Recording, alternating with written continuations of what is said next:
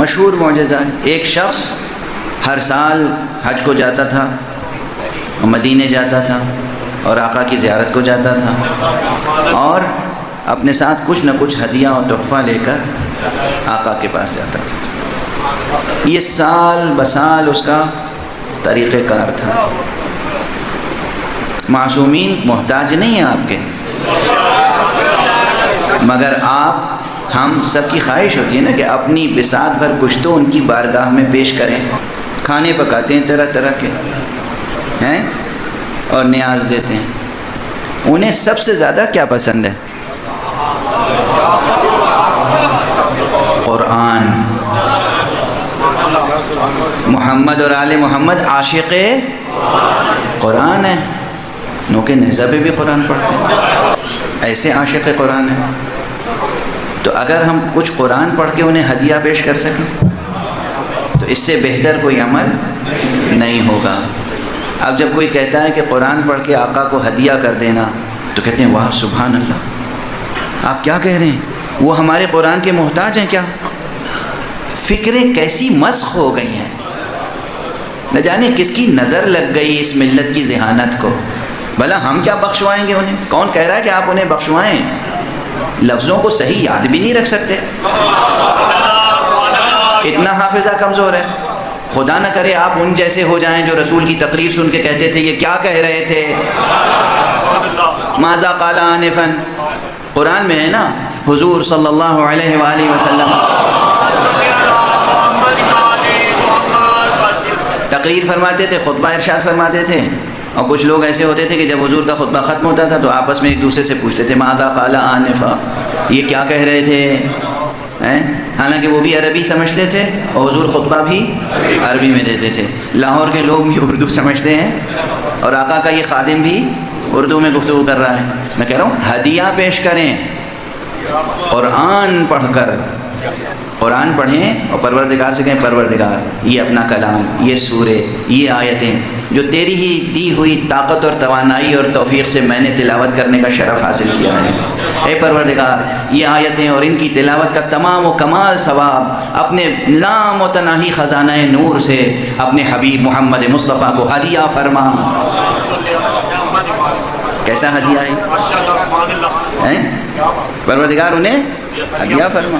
پروردگار جناب زہرا کو ہماری طرف سے ہدیہ فرما. پروردگار امام حسن کو ہماری طرف سے ہدیہ فرما. پروردگار امام حسین کو ہماری طرف سے ہدیہ فرما. امام حسین علیہ السلام کو سورہ یاسین کا ہدیہ بہت پسند ہے. تو انشاءاللہ یاد رہے گا آج کی مجلس کا تبرک کیا ہے؟ قرآن. ایمان کے ساتھ اور عمل صالح کیا وجہ لائیں گے؟ قرآن پڑھ کے معصوم کو ہدیہ کریں گے. اچھا ایک طریقہ سن لیجئے. یہ طریقہ میں نے سیکھا ہے حضرت آیت اللہ العظمیٰ شیخ وحید خراسانی سے. پروردگار ان کا سایہ ہمارے سروں پہ برکت. جناب شیخ وحید خراسانی فرماتے ہیں کہ چاند کی پہلی تاریخ ایک پارہ قرآن پڑھو اور اسے رسول پاک کو ہدیہ کرو. دوسری تاریخ ایک پارہ پڑھو، دوسرا پارہ. آخر آپ لوگ رمضان میں کوشش کرتے ہیں نا کہ ایک قرآن ختم ہو جائے. ہر مومن مرد عورت جوان بچے سب کوشش کرتے ہیں رمضان میں کہ ایک پارہ روزانہ پڑھنے، کم سے کم پورے رمضان میں ایک قرآن ختم ہو جائے. کرتے ہیں نہیں کوشش؟ یہ کوشش ہر مہینے میں کیوں نہیں کر سکتے؟ کیا رکاوٹ ہے؟ کیا مجبوری ہے؟ ہر مہینے میں ایک قرآن ختم ہو سکتا ہے. اچھا تو روزانہ ایک پارہ پڑھ لیں. اگر ایک بیٹھک میں ایک نشست میں نہیں پڑھ سکتے تو آدھا پارہ صبح پڑھ لیں، آدھا پارہ رات کو پڑھ لیں، آدھا پارہ نماز صبح کے بعد، آدھا پارہ نماز عشاء کے بعد. اور ہدیہ کریں پہلی تاریخ میں حضور کو، پیغمبر صلی اللہ علیہ وسلم. دوسری تاریخ امام مولا امیر المومنین علی ابن ابی طالب علیہ السلام. تیسری تاریخ بی بی جناب زہرا سلام اللہ علیہ.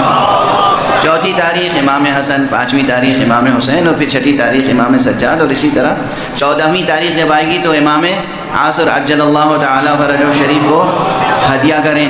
15ویں تاریخ سے پھر اسی ترتیب سے شروع کریں. تو ہر مہینے میں 14 معصوموں میں سے ہر معصوم کی بارگاہ میں 2 حاضریاں لگ جائیں گی، ہے نا. زبان میں 2 مرتبہ آپ حاضری دیں گے، 2 مرتبہ ان کی خدمت میں ہدیہ پیش کریں گے ہیں؟ اچھا آپ یہ بتائیے کہ جب آپ انہیں ہدیہ دیں گے، آپ نے کبھی بچوں سے ہدیہ لیا ہے؟ نہیں، چھوٹوں سے بچوں سے ہدیہ لیتے ہیں. شرافت کی بات یہ ہے، کرم یہ ہے کہ جب کوئی چھوٹا بھی دے تو اس سے پیار سے لے، لیکن ادب بزرگواری کا یہ ہے کہ پھر اپنے پاس سے اس سے کوئی بڑا ہدیہ اس کو دے.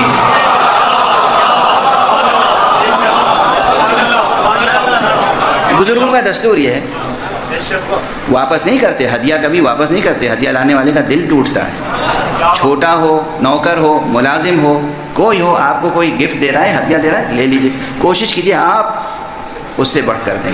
یہ اخلاقی اصول ہے. تو جب آپ انہیں ہدیہ دیں گے تو کیا وہ کریم ابن کریم آپ کو ہدیہ نہیں دیں گے؟ اگر یہ عمل روز ہوگا تو زندگی میں کیسی رونق، کیسی برکت، کیسی عظمت، کیسی روحانیت، کیسی نورانیت، کیسی جاویدانی کیفیت ہوگی. یہ 1 گھنٹہ مجلس مجھ سے پڑھوا رہے ہیں، 1 گھنٹہ روز قرآن آپ پڑھیں گے، ٹھیک ہے نا؟ بات اسے گرہ میں باندھ لیجئے اور پھر آپ یقین کیجئے.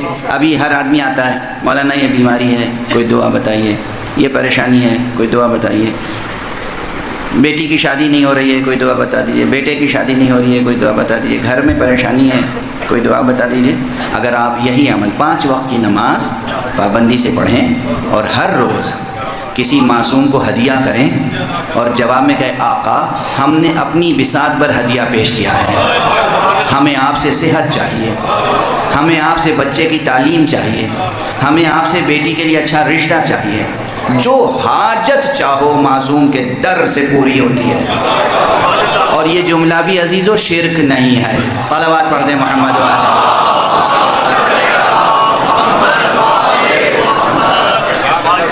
یہ جملہ بھی معصوم کے در سے پوری ہوتی ہے. اچھا جو لوگ براہ راست اللہ تعالیٰ سے ہی رابطہ رکھنا چاہتے ہیں ان سے یہ پوچھئے کوئی نعمت براہ راست اللہ تعالیٰ سے آج تک ملی ہے؟ کوئی چیز ملی ہو تو بتا دو، کوئی لائے دکھائے. کسی باپ کو لاؤ اور پوچھو کہ بیٹا آسمان سے اترا ہے تمہاری گود میں. کسی ماں کو لاؤ جس کے آغوش میں بچہ ہو اور وہ یہ کہے کہ یہ آسمان سے اترا تھا، فرشتہ آیا میری گود میں بچہ ڈال کے چلا گیا. ایسا ہوا ہے کہیں؟ یہ جو روٹی کھاتے ہیں یہ آسمان سے براہ راست اتری ہے؟ زمین، پانی، پوری کائنات، ہر شے وسیلہ بنی ہوئی ہے فیضان الہی کو آپ تک پہنچانے کے لیے. تو ہر چیز کا استعمال اور ہر در پہ دستک دینا مسلمان جائز سمجھتا ہے، مگر محمد و آل محمد کے در پہ دستک دینا جائز نہیں سمجھتا. ساری بحثیں وہاں آ جاتی ہیں، یہ شرک ہے، یہ کفر ہے، یہ بدعت ہے. اب یہ بحث آج کرنے کی نہیں تھی، زبان پہ آ گئی تو گزارش کر دی. یہ تو تسلسل میں آ گئی بات تو گزارش کر دی. گفتگو سمیٹ رہا ہوں کہ وہ شخص ہر سال ہدیہ لے کر آتا تھا.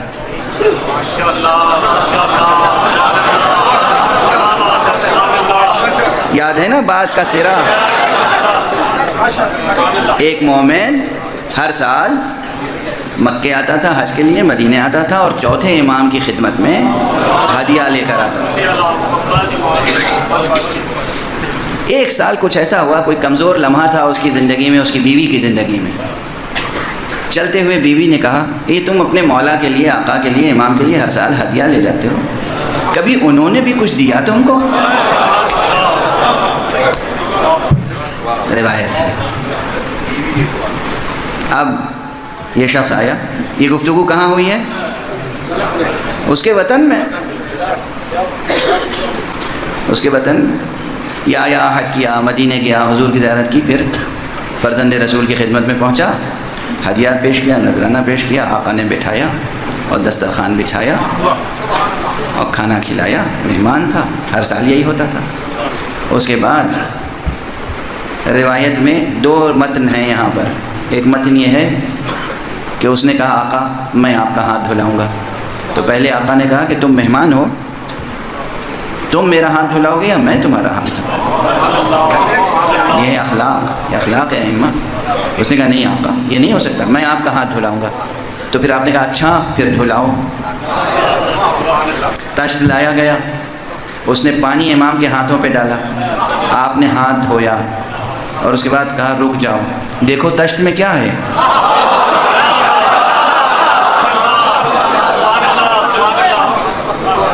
دیکھو تشت میں کیا ہے. کہا آقا پانی ہے. کہا غور سے دیکھو. کہا آقا یاقوت ہے.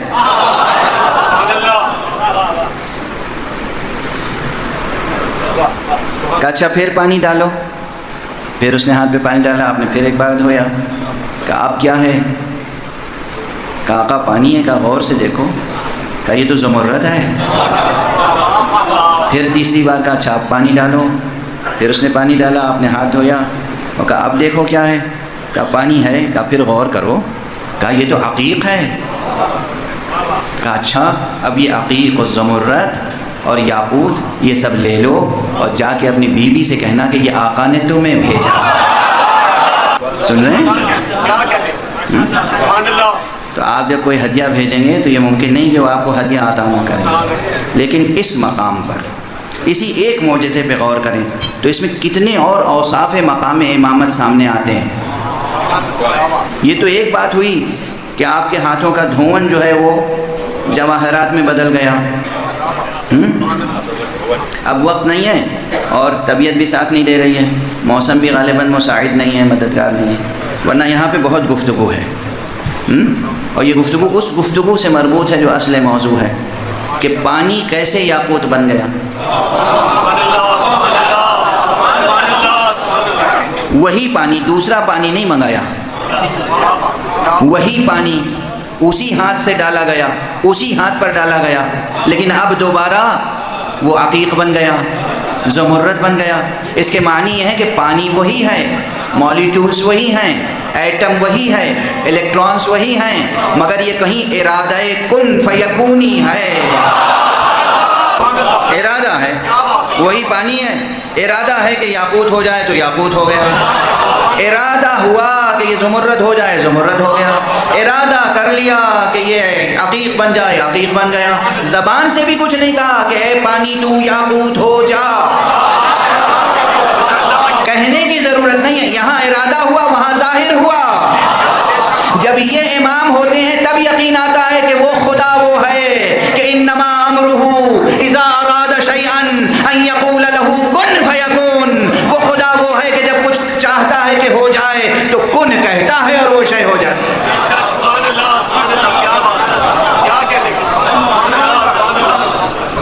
یہ مظہر ہیں. اچھا یہ قلب ماہیت ہو گئی, یہ معجزہ ہو گیا, لیکن گفتگو وہاں ہوئی تھی. یہ انہیں خبر کیسے ہو گئی؟ توجہ ہے. گفتگو کہاں ہوئی؟ سینکڑوں میل دور. اور انہیں پتا کیسے ہے کہ بیوی نے چلتے وقت یہ کہا تھا؟ اور اس لیے آپ نے فرمایا کہ جا کے اپنی زوجہ کو میری طرف سے یہ دے دینا. اس کے معنی ہے کہ امام کے سامنے کوئی حجاب نہیں ہوتا.